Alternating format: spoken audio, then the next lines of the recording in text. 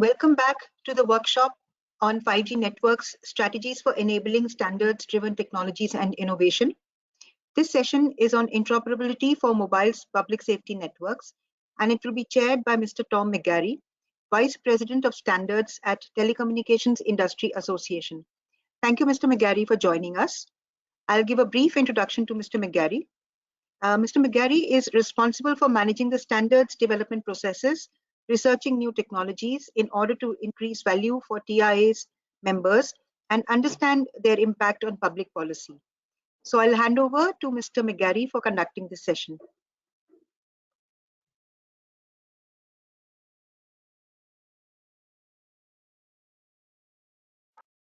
Mr. McGarry, I think you're on mute.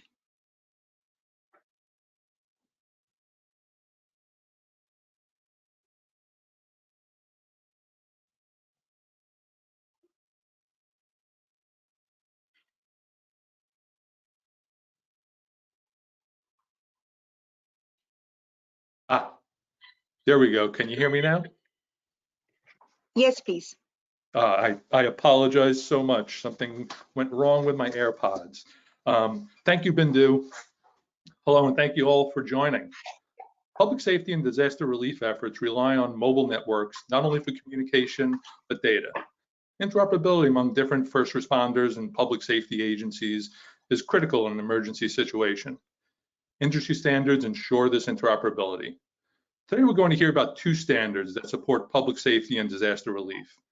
Andy Davis from Motorola Solutions is the chair of TIA's TR8 committee that develops standards that enable interoperability of public safety mobile networks.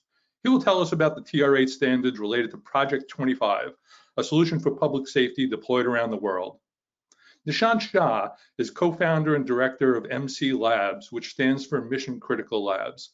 MC Labs is located in Mumbai and enables solutions for public safety, mission critical, and disaster relief efforts. He's going to address 3GPP's public safety LTE standard for next generation critical systems and the benefits of Plugtests to verify interoperability of suppliers' solutions. I'll now turn it over to Andy.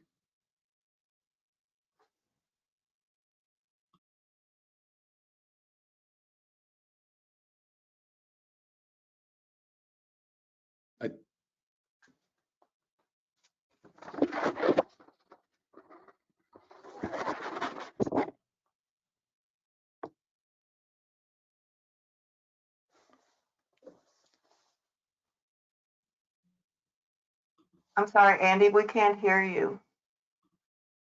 I see you're not muted, but we can't hear you. All right, can you hear me now? Yes, sir, we can. All right, thank you. Let's jump to the next slide, if you would.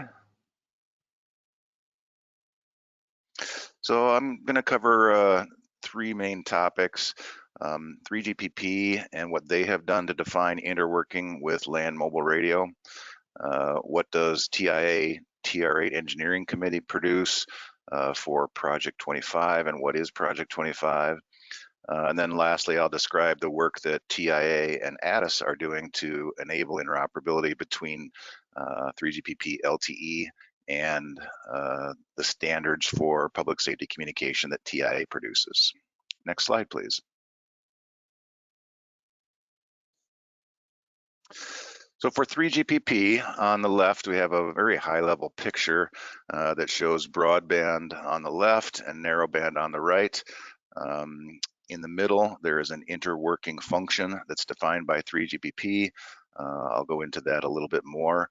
But the 3GPP technical standard 23.283, the scope is to specify the interworking between mission critical systems and LAN mobile radio systems. I want to mention that LAN mobile radio systems include Tetra, which is a standard produced by ETSI, and Project 25, which is a standard produced by TIA. And the intention is for common services, which there are many, to interwork between the two technologies. The services that are expected to interwork are not directly related to the 4G or 5G technology. They're independent of frequency band, both for narrowband and broadband, and the modulation techniques that are used by both use different protocols and different vocoders as well. So in 3GPP 23.283 document, they describe an interworking function, or an IWF, that adapts land mobile radio systems to mission critical systems. It's intended to support the interworking between the land mobile radio systems and the mission critical systems. The IWF, along with its land mobile radio system, will appear as a peer interconnected mission critical system to the broadband system. The IWF then is expected to support any necessary protocol translations, identity mapping between the two technologies, and may also do voice media translation. Next slide, please. So what does TIA TR8 do? TR8 is the Mobile and Personal Private Radio Engineering Committee. The TR8 standards are produced for North American public safety communications. They're referred to as Project 25. They're also used by critical infrastructure market, such as utilities. It's primarily used in North America, but is also used in other countries as an alternative to Tetra, Australia being a prime example. There are many P25, Project 25 networks in Australia. There are also some in South America and in Asia. The TR8 Engineering Committee has 14 subcommittees, and they produce an analog standard series, TIA 603, and a digital voice and data standard series, TIA 102. These include standards that enable interoperable implementation, so protocol definitions, message exchange, etc. We also produce standard test methods to ensure that independent implementations do interoperate. And we produce telecommunications systems bulletins, which are informative documents for implementers and users of the technology as well. Next slide. The TR8 standards currently include over 80 documents. They cover a frequency division air interface that provides trunking mobility management, digital voice, data, and control services, and a conventional direct and repeated digital voice, data, and control services. Trunking is essentially a technology where there's a dedicated control channel. You request services for groups or individuals, voice or data. Conventional is really pick a frequency and send your data, send your voice. We also have a time division air interface that applies to trunking only, so mobility management, digital voice and control services with the time division air interface, and the analog FM air interface, which is primarily voice services operating in a conventional mode. Next slide.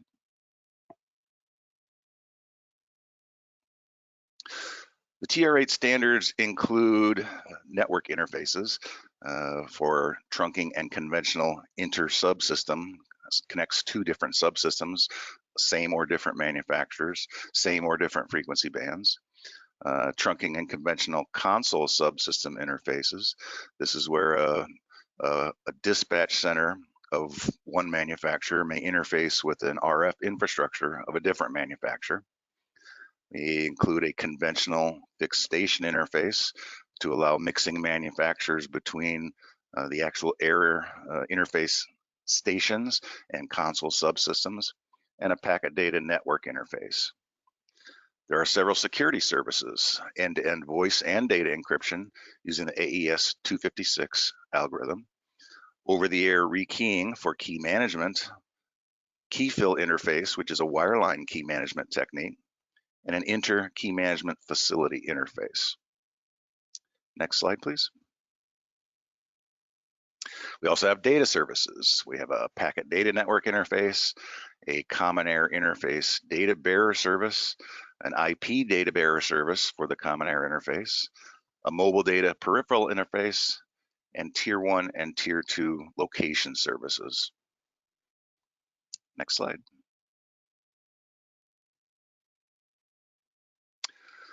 So TIA, what is TIA and ATIS, the Alliance for Telecommunications Industry Solutions, doing? We have a memorandum of understanding between the standards development organizations for joint standards development. The current work is a document titled Study of Interworking between Project 25 Land Mobile Radio and 3GPP Mission Critical Services. The ADIS Wireless Technologies and Systems Committee has a joint land mobile radio long-term evolution working group where this work is being done. This document defines the architecture intended to enable interoperability of standard features that are common between the two technologies. It does not cover TETRA, although ETSI has similar activities going on to define the architecture for interoperability of common features between 3GPP and TETRA. This document attempts to avoid decisions on specific TIA interfaces to be used. It's more of a logical description of the technology interactions rather than detailed messages and message content. This architecture then enables TIA or 3GPP to do additional work that does specify interfaces, protocols, message exchanges, message content, etc. Next slide, please. So the 3GPP land mobile radio interworking is via this interworking function, or IWF, that I described before. The IWF is a virtual gateway. It provides translation of messaging, identities, and media between the two technologies. The IWF has standard 3GPP interfaces on one side, as shown in the diagram, and standard TIA interfaces on the other side. The study document publication is to be determined. This work has been going on for several years, and as meaningful work for TIA is completed, the JLMR LTE working group provides versions of the documents to TIA as the content evolves. Phase 3 content was provided to TIA in December of 2020, and as a result, TIA approved publication of 2 trunking inter-subsystem interface standards in February of this year. Those describe the use of the ISSI for connecting a TIA 102 or Project 25 system to an IWF. So in the diagram, which is taken from the study document, on the left, you'll see a TIA 102 land mobile radio system that has both a trunking and a conventional 102T and 102C respectively interface to the IWF. And as I mentioned, the study document tries to avoid determination of what interface from TIA should be used. On the right, you'll see the IWF 1, 2, and 3 interfaces, standard interfaces defined by 3GPP. So the IWF is not necessarily a specified gateway, but it is essentially a gateway that anyone could build that has standard interfaces on both sides, enabling the interworking of common standard features. Next slide, please. So in this study document, phase 3 focused on interworking of services in common with TIA 102 or Project 25 trunking features. Those include unit and group addressing, mobility management, unit and group voice services, emergency group calls, emergency alarm, end-to-end encryption, and some preliminary work on end-to-end encryption key management. The vocoders and the encryption algorithms used by the two technologies are different, and the 3GPP standards allow for end-to-end communication in encrypted mode, which essentially puts the Project 25 TIA 102 vocoder and encryption algorithms in a 3GPP handset. It also allows for translation of voice media and encryption translation in the IWF itself. So phase 3 focused on trunking interworking and was essentially completed at the end of 2020. We're now working on phase 4. It's expected to focus on additional trunking service interworking, interworking with common features of conventional Project 25 standards, and interworking with common features of conventional analog FM standards produced by TIA. It will also include the completion of the end-to-end encryption key management interworking and trans encryption interworking, which means translation of vocoders and translation of encryption algorithms in the IWF itself. The phase 4 completion date is expected to be November 2021. The actual content will be based on completed submissions, and periodic liaisons to TIA are expected as beneficial content is identified.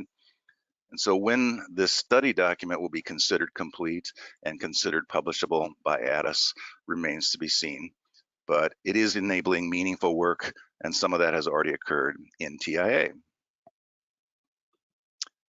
Next slide, please. I believe that's the last slide. Yes, it is. Thank you. Thank you, Andy. Appreciate it. Next, we'll hear from Nishant Shah from MC Labs about 3GPP's PS-LTE standard and how Plugtests are ensuring interoperable implementations. Nishant?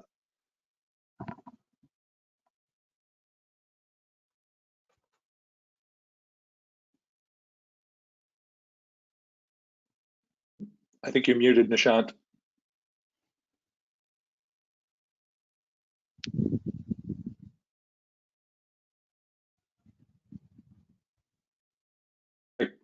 We should be able to hear you now.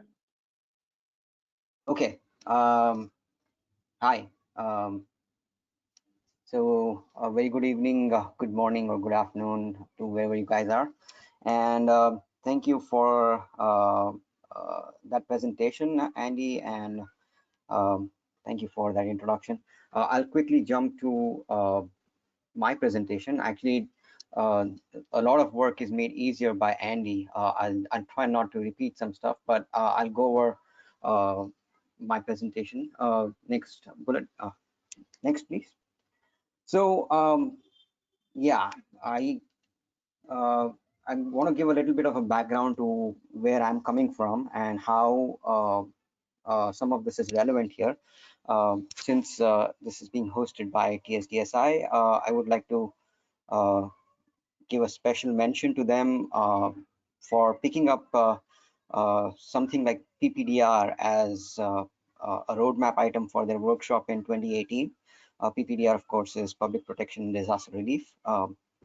So they conducted this workshop, and in my previous role at Indian Institute of Technology, Bombay, where we were doing some research projects on a PPDR-based project, we ended up proposing a study on existing models and public safety ecosystem in India. This was previously not studied as intensely or as in detail, and we thought that this could be a good opportunity to do such kind of study. It was having gone through that kind of a study for TSDSI, it was really an experience worth having, because it made us aware of what kind of devices and what kind of standards are being used in doing day-to-day public safety activities and in setting up networks for disaster relief. So this study was completed in July 2019, and we generated this technical report as part of that study. So as a result of that study, I think some agencies came forward and wanted to know they were interested in knowing the feasibility of setting up a PS-LTE based communication systems for their activities that they do day to day. And TSDSI, on the other hand, was interested in looking at it from the standards perspective, TSDSI being an STO, as to how we can get some of these India specific requirements or these use cases to be taken up for standardization. So that was one of the other goals of doing this kind of work at TSDSI. So having that background, now I think we can move on. Next slide, please. Just a brief information about what DGPP's PS-LTE based MCX system is. MC stands for mission critical, and I mean, really this effort started from LTE release 12 onwards, where they proposed the frameworks for group communication and proximity services, where you can do a peer-to-peer call, peer-to-peer network when you are in the proximity. So based on those two frameworks, that 3GPP then started to write specifications to do push-to-talk communication, which is MCPTT, mission critical push-to-talk. And over the subsequent releases, they standardized MCPTT, moved over to what is called as MC data, where data, not only in terms of messages, but even in terms of files, is being exchanged.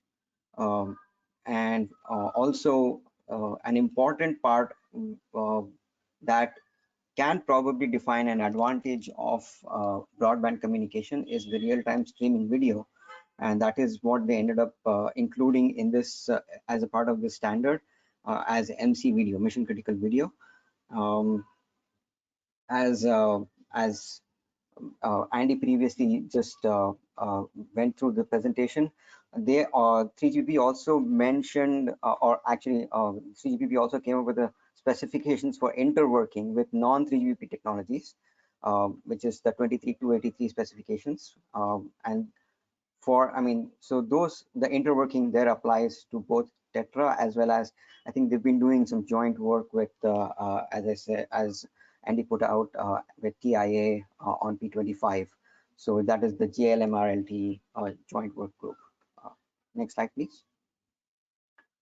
So I think this is the crux of my presentation here. We're talking about interoperability, and I would like to say that when 3GPP was writing their specifications, this was one of their design goals, that the systems, public safety systems themselves, by their very nature, if they're not made interoperable, they can only be that much effective, right? To increase the effectivity, or to bring about an interaction at the very crucial moments for the first responders, this had to be one of the design goals. So the interoperability was included in the specifications from the client side, where they said that the use of broadband wireless devices, so it doesn't matter who is manufacturing the device, which vendor, but a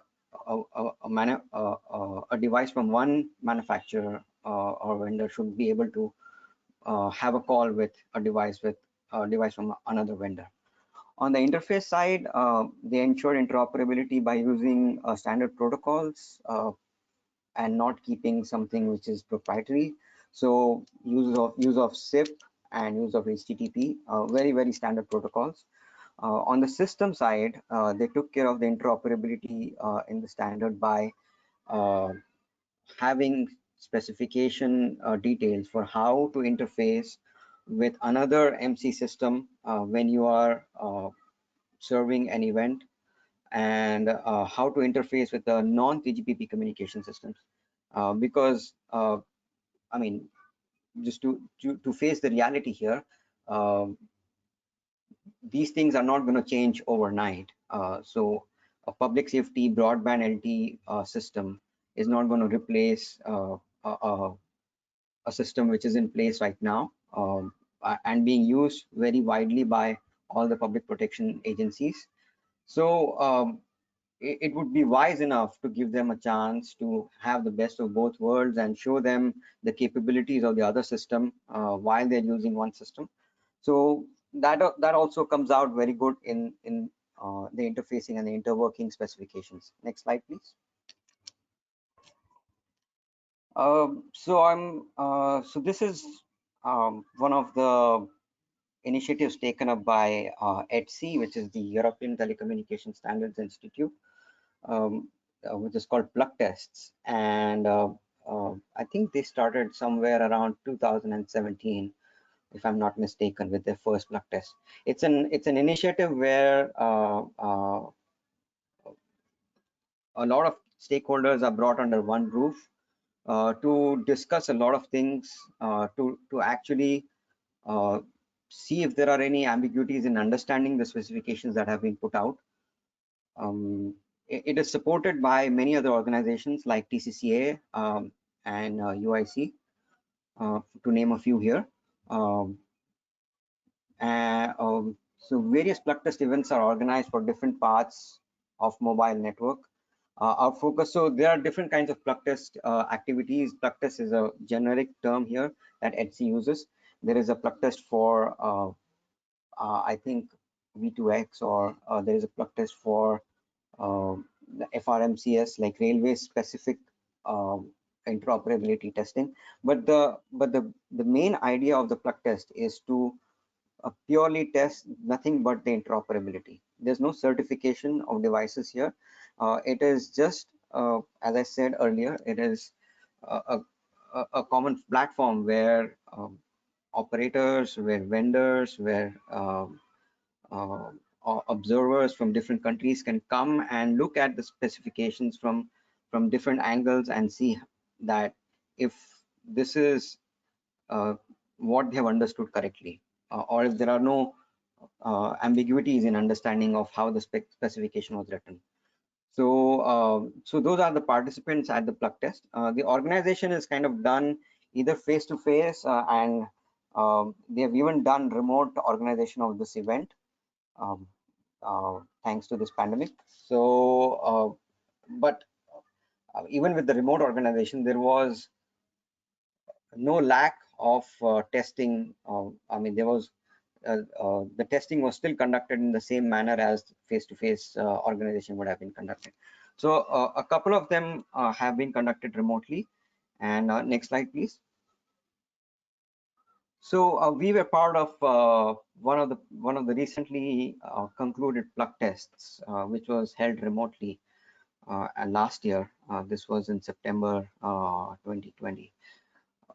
And these were the vendors that took part in the Plugtest.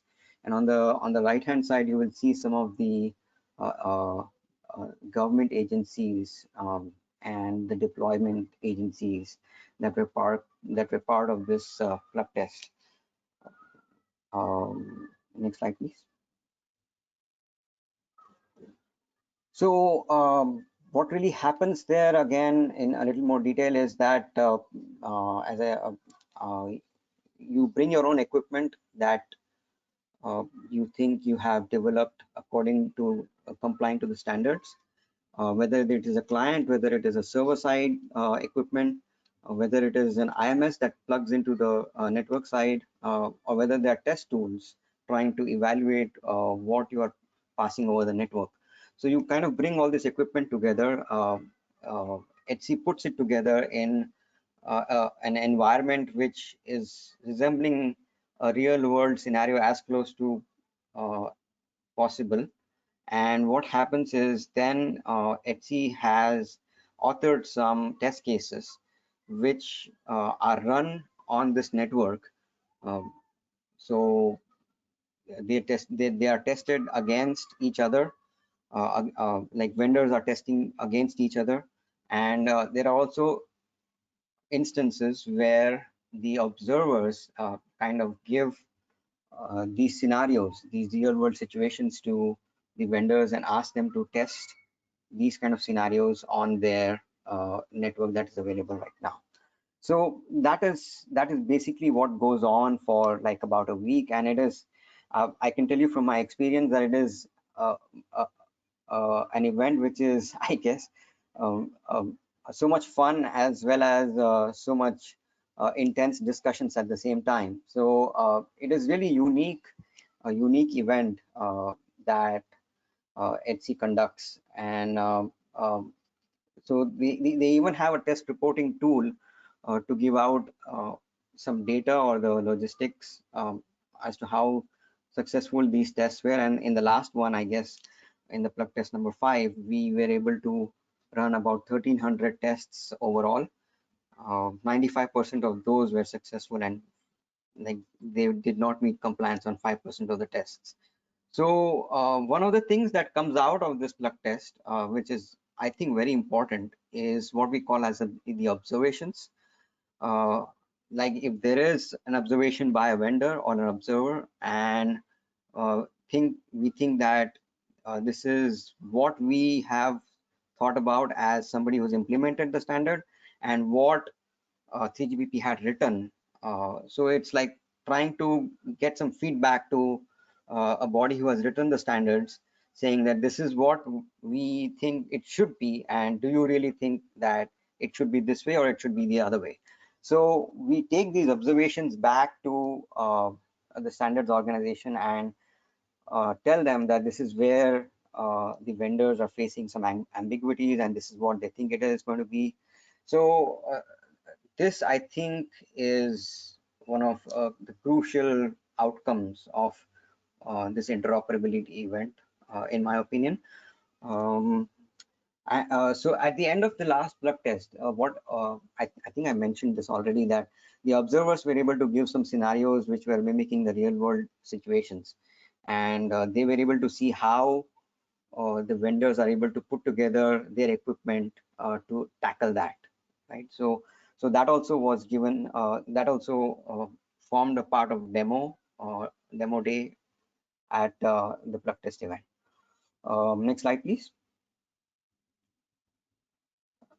So these are ongoing events. There is almost one and sometimes more than one event in a year, depending on the participation. The next one is coming up, MC Plugtest number 6, which is going to be, I think, in November or October this year. I'm not sure about the date. And it's going to be against the release 16 of the MC specifications. We're going to have a railway specific plug test now that the standards are a little more mature and they're starting to like build up, as you must have seen in the presentation discussed previously. The V2X standard is becoming very mature. The IoT standard is becoming very mature. So they are now starting to have the verticals, the plug test in each of the verticals there. And I think there is some activity around certification as well, that the forum known as GCF is trying to take up, which is different from plug test, but I think that is also a very much needed part of a deployment of a public safety system, and to install that confidence into somebody who is trying to take this system and use it for public protection. So I think that's where I'll end my presentation. Thank you very much for giving me this time and opportunity. And I think I can open this up for questions, I guess. Okay, thank you so much. Yes, we do have a couple questions here, and the first one will be for you, Nishant. It's, how can an individual participate or contribute in MC Labs? Sorry, come again? How can an individual participate or contribute in MC Labs? Oh, okay. So I guess, okay, so I'll just give a brief background about MC Labs. I think we've just spun off recently as a company, as a startup, from the IIT Bombay project that we were doing as part of some research. And I guess we are always looking for individuals here that can help us understand standards better. We are actually looking for somebody like TSDSI to encourage us and be a part of their system so that we can contribute, MC Labs can contribute towards standards. I guess, does that answer the question? Or I think I don't have a reply to that yet, but if it comes up, I will let you know if there are any other questions on that one. Sure. Yeah. And this one isn't directed specifically, but talking about public safety, is there any concern on electromagnetic field, EMF, exposure emits by 5G transmitter in India? Oh, not that I know of. I mean, I'm answering this just because you mentioned India there. Yeah, I guess maybe like the networks part of TSDSI is a better forum to answer that particular question than than me here. We are actually looking at a service deployment perspective, like a system perspective, and the electromagnetics part is something that we are not really looking as MC Labs particularly into this. Okay, and this one's for Andy. Are there plug tests for Project 25 and other North American public safety networks? And if not, do you think they would be useful? Well, the short answer is yes, but they're handled differently. The standards for Project 25 are a joint effort between industry representatives and public safety agency representatives. Industry includes manufacturers and consultants, and the public safety agency representatives include federal, state, and local. The federal presence in the creation of the standards, people like or organizations like FBI, Department of Homeland Security, Customs and Border Patrol, etc. There are several offices within Department of Homeland Security, and one of those offices runs what's called a compliance assessment program. That program is operated independently from the standards creation, and they identify the tests that they think are important for interoperability, and their mission is to show and demonstrate and create confidence in the market that yes, certain manufacturers, certain products, certain versions, combinations of products are in fact interoperable. So the compliance assessment program requires ISO recognized labs to perform the testing. They specify the tests to be run. Those tests are written by TIA, and they specify the format for reporting the information, the test results. So those test results for interoperability cover both the frequency division and time division air interfaces. They just recently added the inter-subsystem interface for trunking, and in those reports, you will see which manufacturers have tested radios and infrastructure together or combinations of infrastructure, and what features were tested and the test results. Those are posted on the Department of Homeland Security Compliance Assessment Program website. Those results are not required for federal grant funding, but they're certainly desired for federal grant funding, and are commonly looked at by the customers as, a necessity for grant eligibility. So yes, there is a compliance assessment program that does essentially the same thing.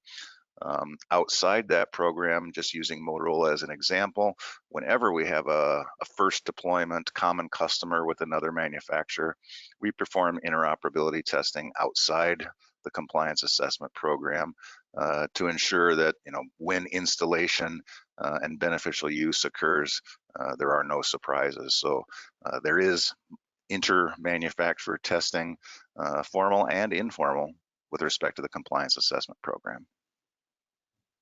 Thank you, Andy. Next question is for Nishan. Yes, P25 seems to be about protecting the legacy. Do we have that much legacy? As our disaster management agencies revamp the infrastructure, do they need to worry about interworking? Can they leapfrog? And do we need to conduct plug tests in India? And if you'd like me to repeat and break it down a little bit more and answer each question, I'm happy to do that. But no, I think I can answer to that, and all those are good questions. So thank you for that question. I think the first question is, do we have that much legacy? I think if this question is from an Indian perspective and the number of P25 devices in India, you're right. We do not have that much of P25, but we do have some Tetra installations. It's not like there are no P25 installations at all. There are agencies which use P25, but yes, they are very, very few in number. The important point here is that the investment or the the comfort level that they feel with the standard itself, working with the standard and working with the devices based on the standard, which they have been using for years now. That's not going to go away in an instant or like overnight, right? So yes, in that sense, the disaster management agencies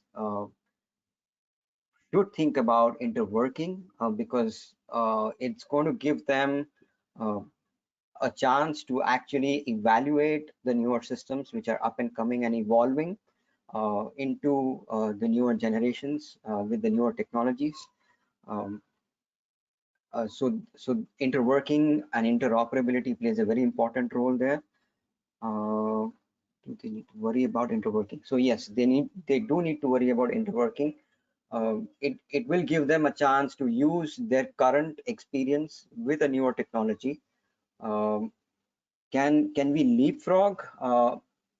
I think the standards, the specifications themselves are really mature enough. I mean, and they have all sorts of use cases and requirements put in there. So from a standards perspective, I would say yes, but it really comes down to how many vendors are able to kind of support those kind of requirements. And so it almost comes down to